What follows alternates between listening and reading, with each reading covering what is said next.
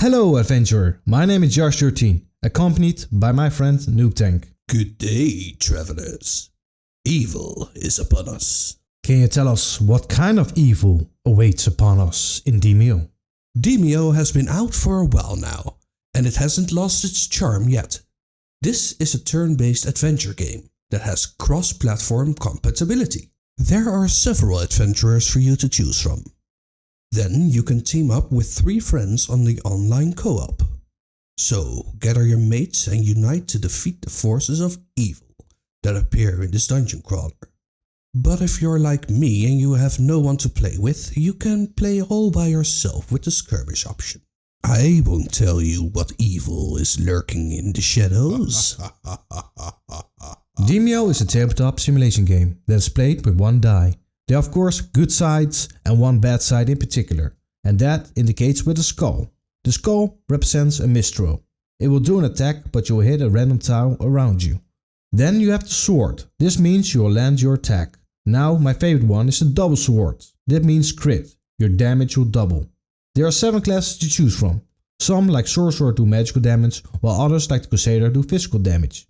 There are 5 adventures to discover in Demeo, which doesn't seem like much, but every playthrough feels different. Not like some DLC will hurt this game. I really like tabletop games, because you need to work with your team to find the best approach. It's a fun couch game, but more on that in the conclusion part. You gain different dice and masks when you level up, so you don't have the same avatar as everybody else. By doing 100 damage you will gain a card. You can also find cards hidden in chests and potion racks. In some levels you can do an extra quest by obtaining and returning a specific item to the quest giver. Some cards are unique to each character, but there are cards that any player can use. Roll your dice on me by liking and subscribing. It's a gamble worth taking. Normally this is not a game that I would go for, because it's slow and you have to wait your turn. I'm a bit impatient.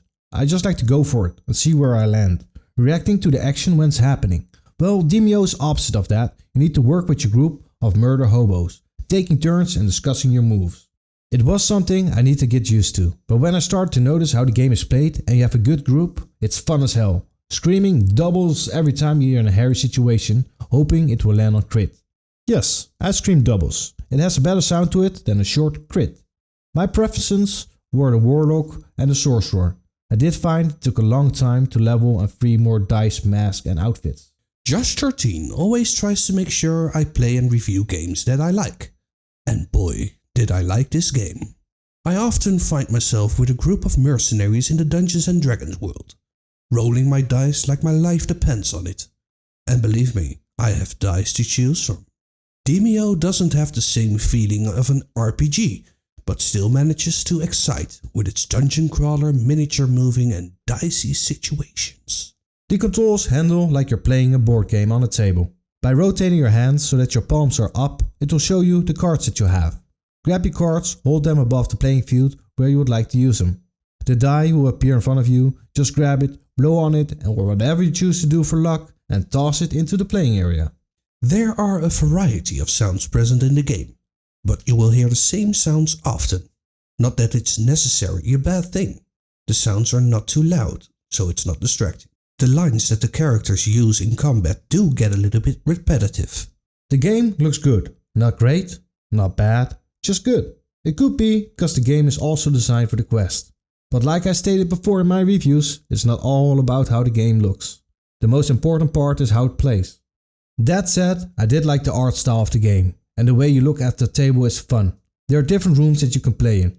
So you're done with one room, you can go for the other. We did find that in VR you could zoom in way further than you could do on playing on a flat screen. I would give this game a 9 out of 10. Like I said in the impression part of this video, this is not a game I would normally go for. But when you start a YouTube channel and you would like to grow, you need to step out of your comfort zone and try something new. It helps that other people are willing to help me with reviews, so I can dip into their expertise. I like this game way more than I thought I would, and I invested more hours in this game than most others. That's because we also played it on a flat screen. Well, we mainly played it on a flat screen to be honest. There's no other way of playing with more people on one console, and an adventure could take quite a while to finish. I prefer to play Demeo in VR, because it's a more social event when you are joined by 3 other VR players. And I believe everything is better in VR, because of the greater immersion. Unlike Josh13, I almost instantly liked this game.